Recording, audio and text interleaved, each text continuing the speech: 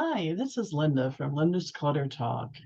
And one of the things that my clients ask me about an awful lot when I coach them is how to get rid of those things that they just can't let go of.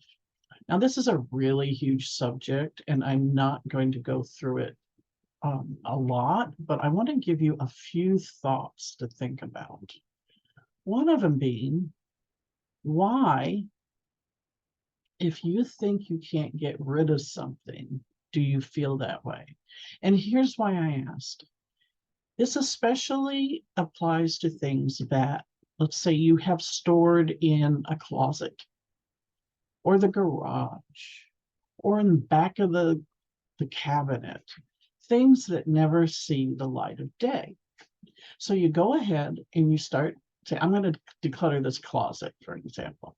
Okay, and you start going through the things, and then you get down to the back bottom, and there's this brown box in there.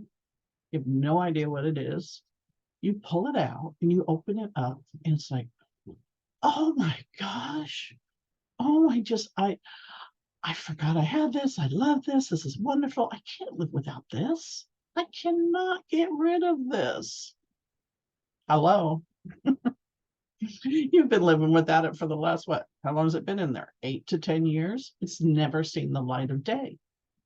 Now, all of a sudden, oh, I can't get rid of this. I can't live without it.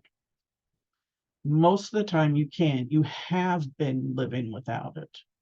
Now, every once in a while, maybe there is something that you just still cannot bring yourself to part with. Then my suggestion would be, don't put it back in the dark corner of the closet.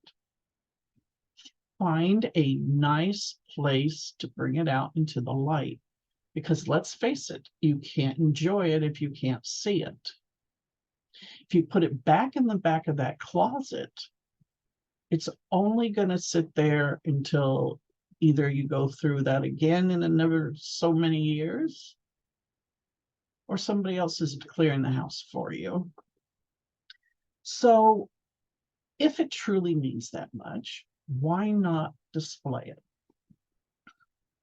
Now, there's different ways you can do it. Let's say it's a set of china. Maybe it was your mother's. And you say, I can't get rid of this. I can't live without it. It's worth a lot of money. Well, number one, Google it. Is it really worth a lot of money? Probably not. At least in the last several years, things like that have not had great resale value. There are exceptions. But don't hold out saying, oh, it's just worth too much monetarily. Check it, see if it really is. And then you want to ask yourself, is it that it brings back a memory of my mother? So that's why I want to keep it. And I had this exact thing go on with me. Then I said, I do not need 12 place settings of this to remind me of my mother. So I looked it up. It wasn't worth what I'd hoped it'd be worth. And then I went ahead and decided to donate all but a cup and saucer. Then I took that cup and saucer and put it out into the light where I would see it. I put it in a china cabinet with a glass front in the dining room. Now, every time I go in there, I see it, and it brings back a warm memory of my mother. Things that don't have sentimental value that you find in there, you say you can't live without. Well, you've been living without it. So my suggestion, pass it on. Pass it on. Like I said, there is so much that can be said on this subject, but I just wanted to give you that one little thought today, and that is, how can you say you can't live without it when you have been? Anyway, see you next time from Linda's Clutter Talk.